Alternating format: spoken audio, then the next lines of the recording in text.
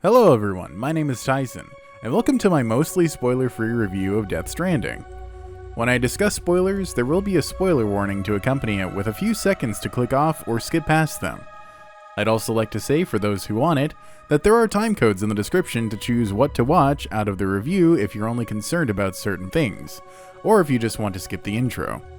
That being said, I wanted to have the fullest experience I could with the game before making this, and I feel I have gotten to that point.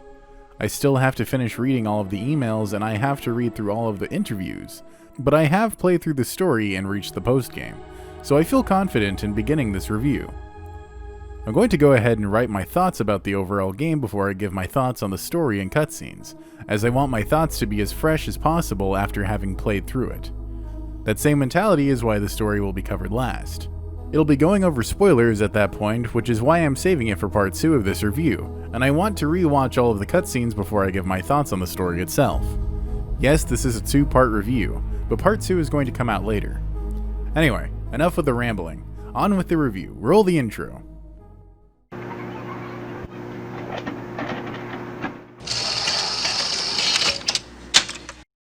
First things first, you're going to want to obtain MS-DOS games.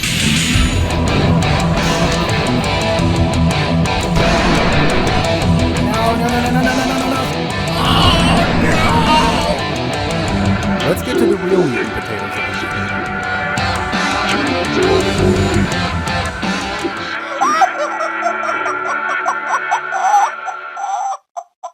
Chapter 1.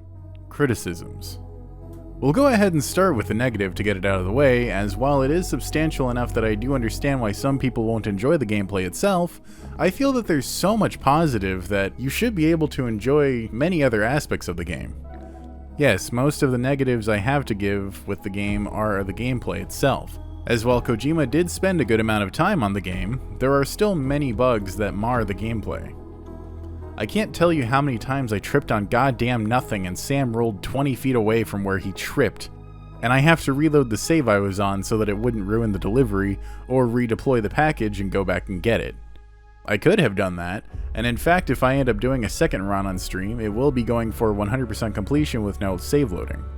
Aside from this, the vehicles and physics in general can be a bit cumbersome to learn the way that they work, as sometimes I'd be holding left on the stick and the truck would go right because it was too steep of a hill for the truck. Come on! I'm holding left, fucking turn left.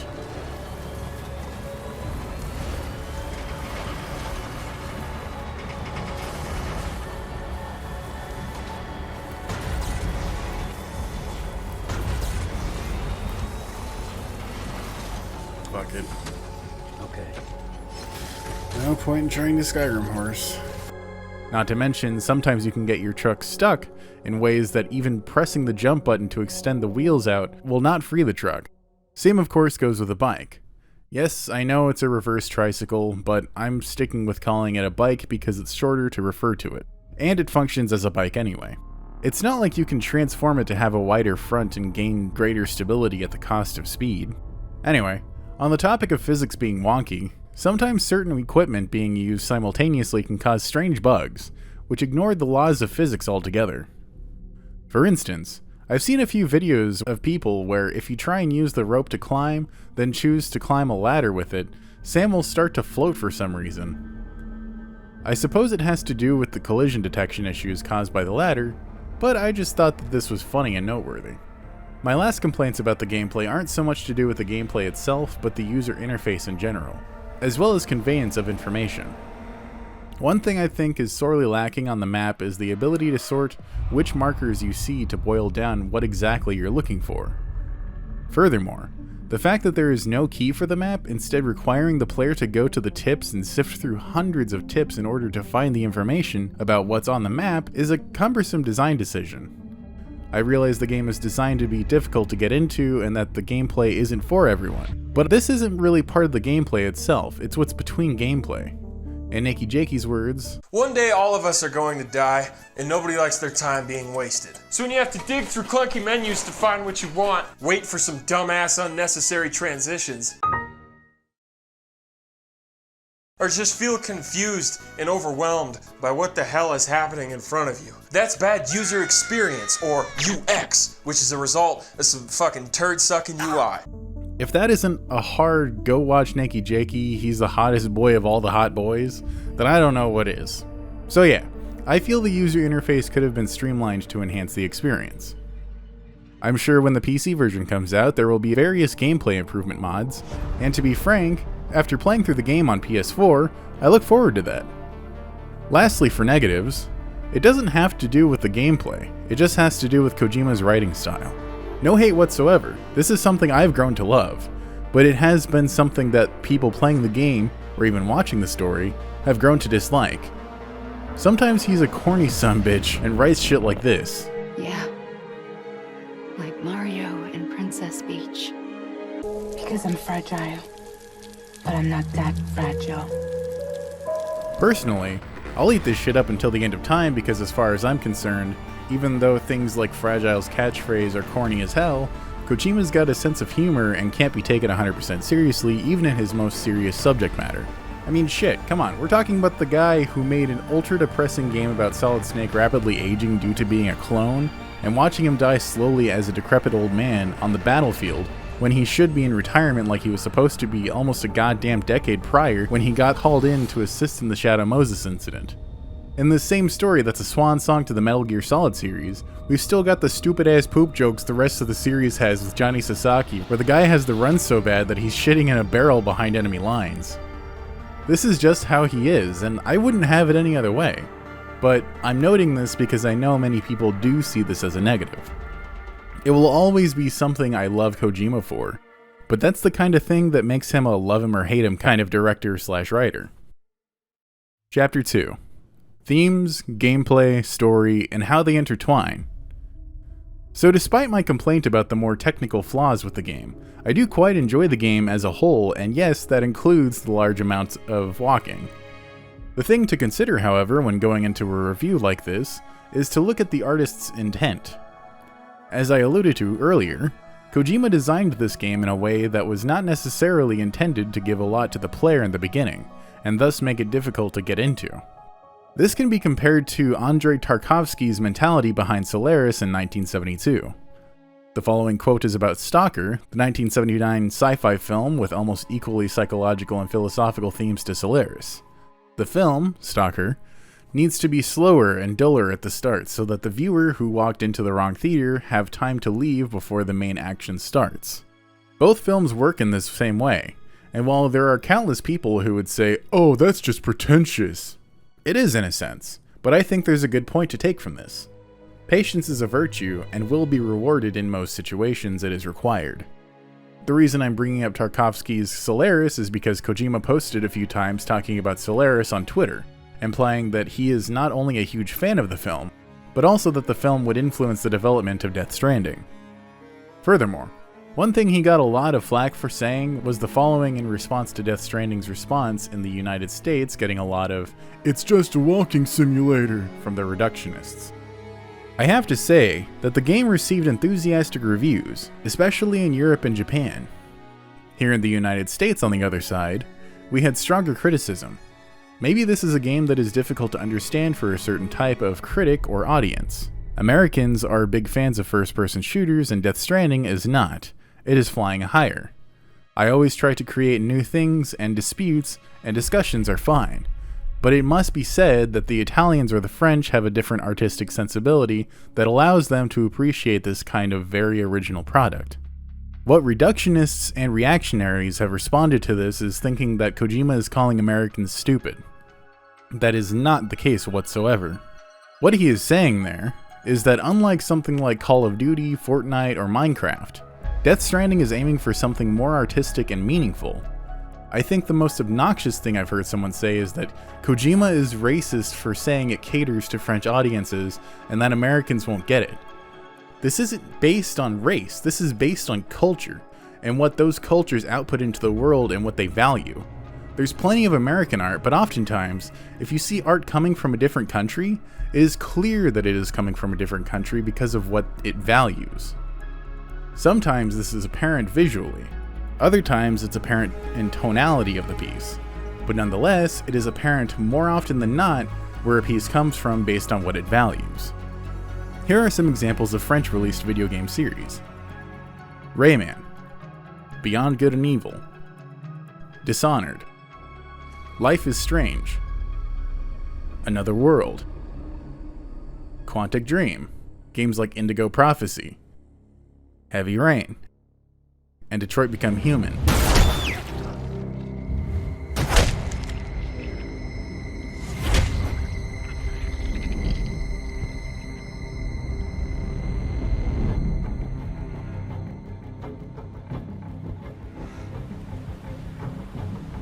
You lied to me, Connor. You lied to me.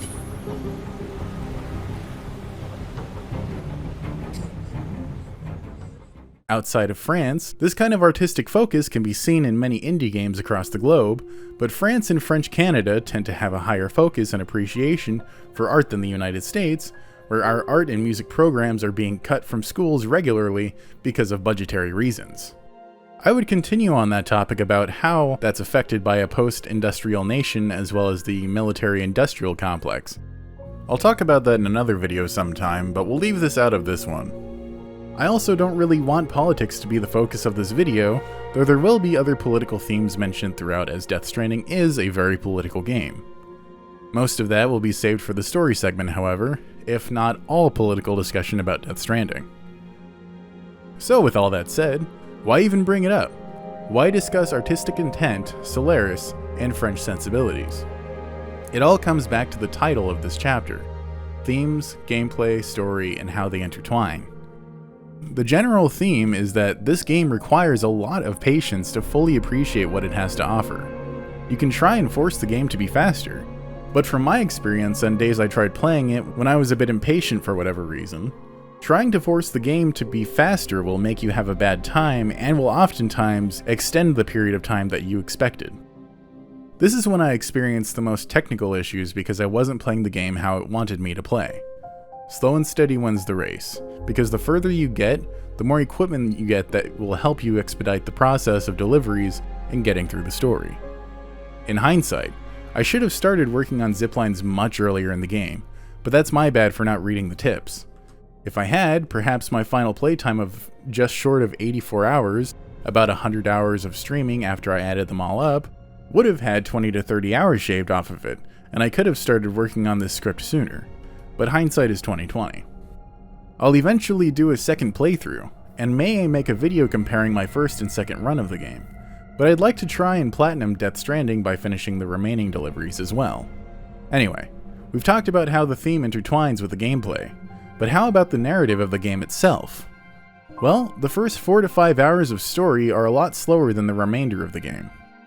Until you reach the first battlefield, the story trickle is very slow and will leave you wanting more. After all, this is a Hideo Kojima game, and it has the most story out of any Hideo Kojima game in history, with over 12 hours of cinematics and dialogue, as well as hours of emails and interviews to read. This is interesting to me because the introduction makes you think that it's going to be a lot faster, just based on what happens on the car ride. But after that, it's a very slow trickle of information for the player. We know very little about Sam without reading the emails and interviews, almost making you think that Sam is an amnesiac if we go by the trailers alone. At least that's kind of the vibe I got from the trailers. It seemed almost like Sam had a life he had forgotten about, and had just adopted this new life because he had no choice.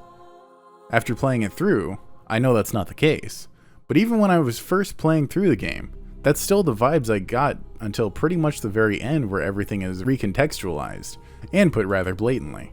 I'll say this, once it picks up, it's a trip from beat to beat. I am glad that I was 100% right about the heavy 1984 influence on the game though. It's apparent in the private rooms most of any place, as well as in damn near every conversation with those hesitant to join the UCA. That will be discussed further in part 2 of this review. Chapter 3. Gameplay and Design. So aside from the technical complaints and minor gripes about UI I've had, I've got to say that I find the gameplay both quite fitting of the themes and increasingly more and more fun as you go through the game. Yes, the primary objective of the game is to make deliveries, which contrarians and reductionists will just call a walking simulator or a FedEx simulator. But it's much more than that. It's a survival horror game when you're walking through BT territory, and you need to balance your weaponry, your blood, health meter, with how much you use to neutralize a BT. It's a stealth game when you're trying to infiltrate a mule base to either reacquire cargo needed for a mission, or just loot materials and or equipment. It's a tactical planning game when you're plotting your route from point A to point B, possibly C and D, and even further. You decide what loads you're wanting to take. You decide how you'll transport those loads, be it on a bike, in a truck, using carrier floaters, or just on your back.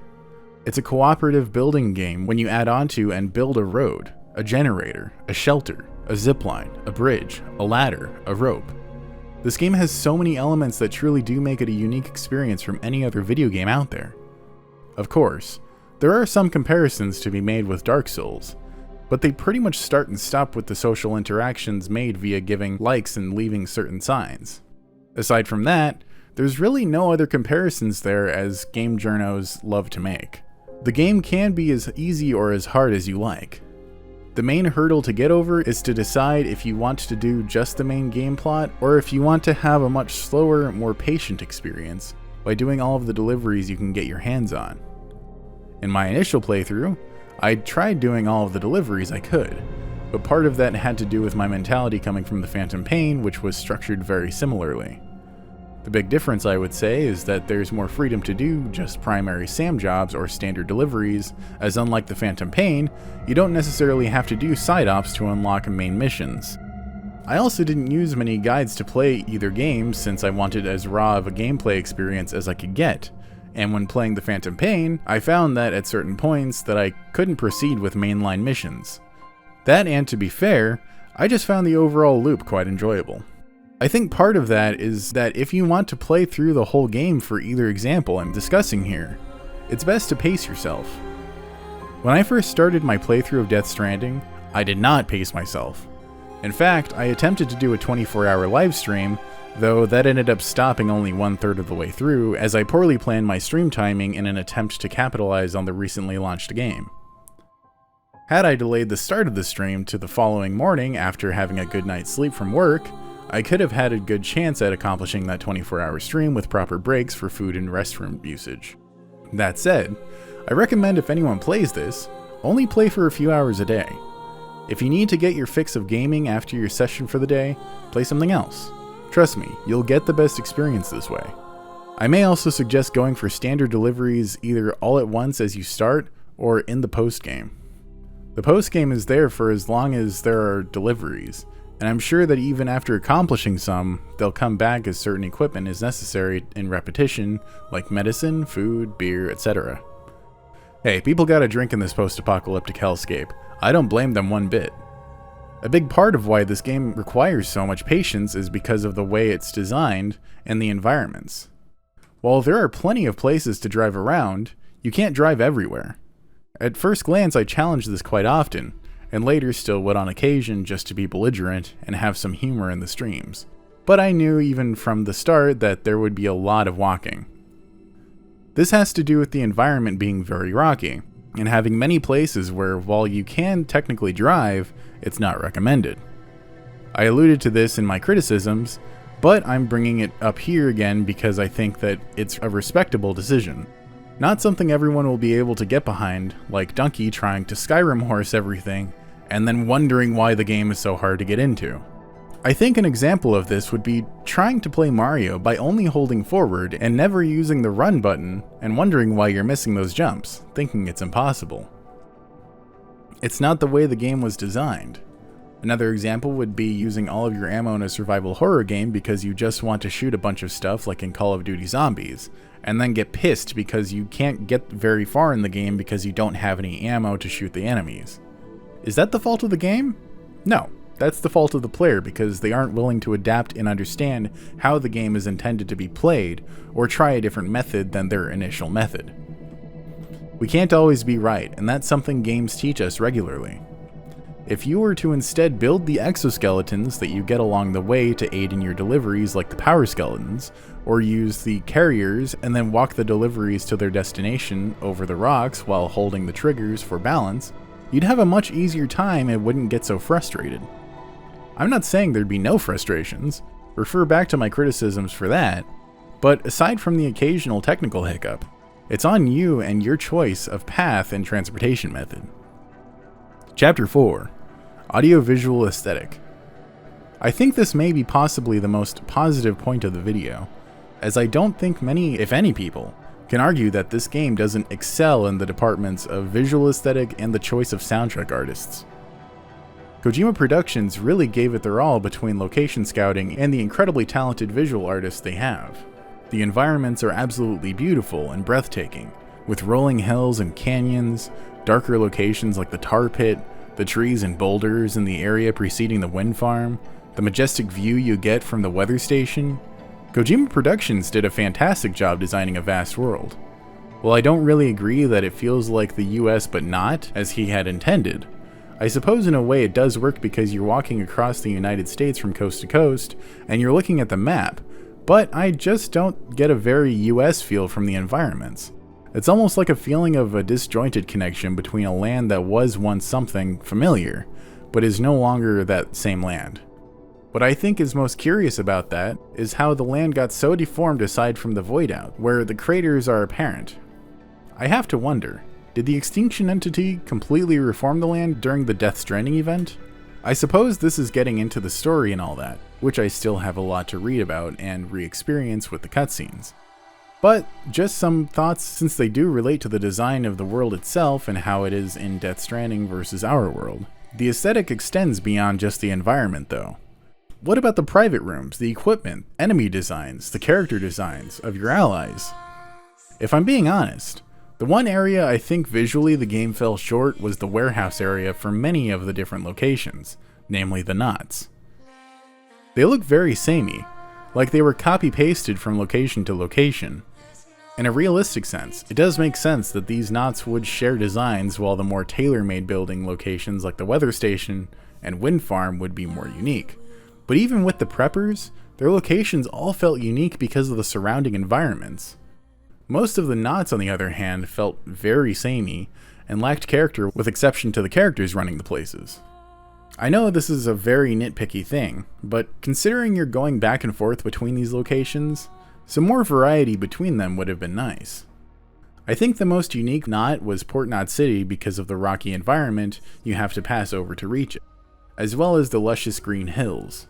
It also has one of the more unique moments where you have the city in your sight and Asylum for the Feelings by Silent Poets plays. It all just mixes into this indescribable experience that gives you a lot of joy to be able to have. That segues perfectly into the next topic for this chapter, the music. The score done by Ludwig Forsell and the music inspired by Death Stranding done by various artists of different genres all adds up to a fantastic experience. Ludwig's variety and sound is astounding. He seamlessly goes from downtrodden ambience into an uplifting melody, into a swelling song like the critically acclaimed BB's theme. I swear, that song alone has brought me to tears even when not playing the game, and it's a track that will go down with me as one of the greatest of all time, in and out of gaming soundtracks.